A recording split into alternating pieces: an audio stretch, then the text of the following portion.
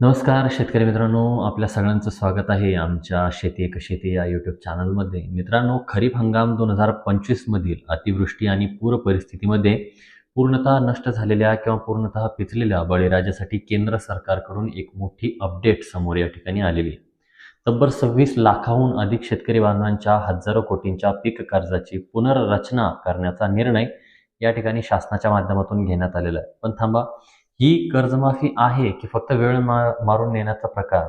यामुळे तुमचं कर्ज कमी होणार की नेमकं वाढणार? याच गुंतागुंतीच्या प्रश्नांची उत्तरं आजच्या व्हिडिओमध्ये आपण सोप्या भाषेमध्ये जाणून घेण्याचा प्रयत्न करणार आहोत. त्याकरता व्हिडिओला शेवटपर्यंत नक्की बघा, कारण अर्धवट माहिती तुम्हाला कधीही धोक्याची ठरू शकते. मित्रांनो, अतिवृष्टीमुळे राज्यातील तब्बल 282 तालुक्यांमध्ये भीषण परिस्थिती या ठिकाणी निर्माण झालेली होती. आपल्या सगळ्यांना माहिती आहे. राज्य सरकारने यातील काही तालुके अंशतः तर काही तालुके पूर्णतः बाधित म्हणून घोषित सुद्धा केले. याच पार्श्वभूमीवरती 26 नोव्हेंबर 2025 रोजी राज्याने केंद्राकडे मदतीचा प्रस्ताव पाठवला.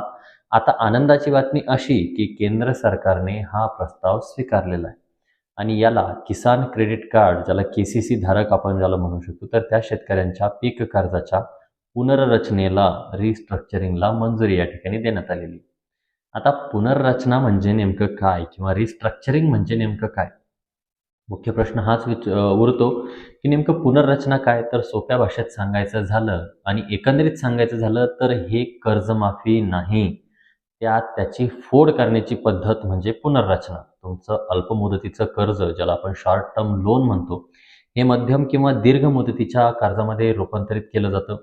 समजा तुम्ही 1,00,000चं कर्ज घेतलंय आणि ते आता भरता येत नसेल, तर त्याचे 3 ते 5 वर्षांचे हप्ते या ठिकाणी पाडून दिले जातात. याचा फायदा नेमका काय? तर केंद्र सरकार पहिल्या वर्षीच्या व्याजात मोठी सवलत देणार आहे.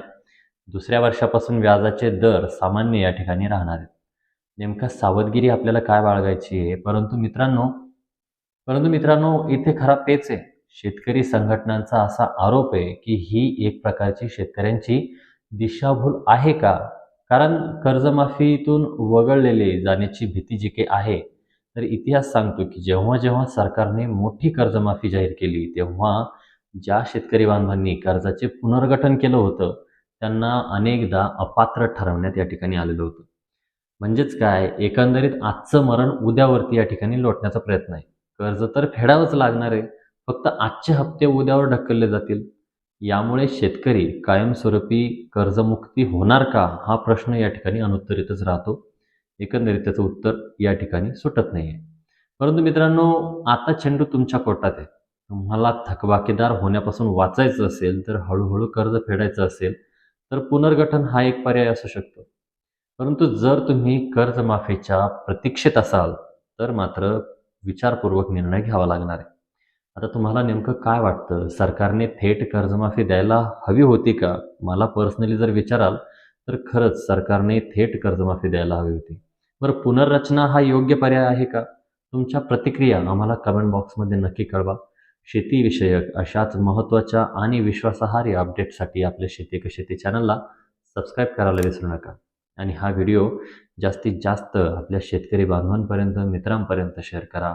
भेटूया नवीन माहितीसहित, नवीन व्हिडिओसहित. तोपर्यंत धन्यवाद मित्रांनो.